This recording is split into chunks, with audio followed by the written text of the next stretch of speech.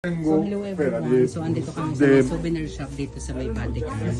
So yung mga prices nila is talagang napaka-pricey pero talagang worth it to buy it talaga ng bonggang-bongga. As you can see, marami kayong makikita talaga dito na made in Vatican talaga. Narito lang kami sa may harap ng Vatican. So ngayon is namatay po si Pope kaya talagang sobrang busy ngayon ng bonggang-bongga. So kami, hopefully na makapasok din kami pero ang dami-dami talaga dito kaso masarap mamili kaso yung pagdadala namin ang problema.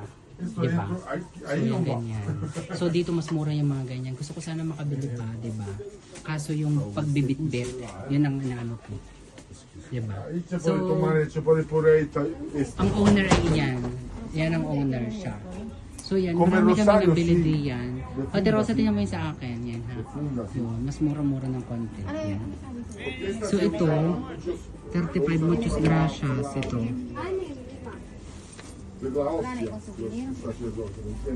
So yan, oh, ang daming mga rosary ganyan everyone. So dito naman yung mga gagawin ka lang ng mga rosary. Tapos dito yung mga gawa niya. Kasi yan. Ho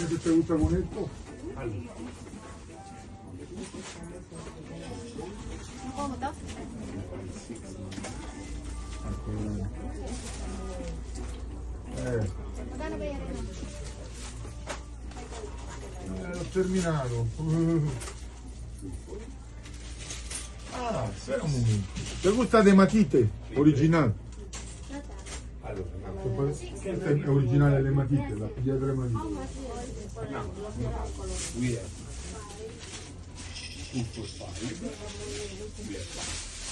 Allora, para porlo adentro ahí no.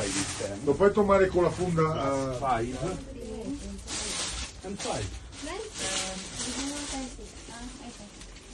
This is my libro. Questo è grande, un cavo. 20 from here. I can take me. Tengo d'olivo. You pay from here. So he is the owner of this shop. No, I pay this. So dito kayo bumili sa shop niya, sa may harap lang to. What is the street on this? So yan, dito kasi mas mura at mas safe kayo dito bumili. Thank you so much. Ikaw? Yes, oo. I do jogging also only. So he is the owner. So hindi ko alam kung anong street to, basta dito sa may harap lang ng Vatican.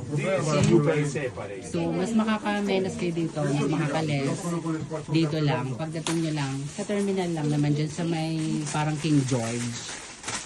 Oo, yan. Non sta male, non sta bene. Posso cambiare? You do the boss. You are the boss.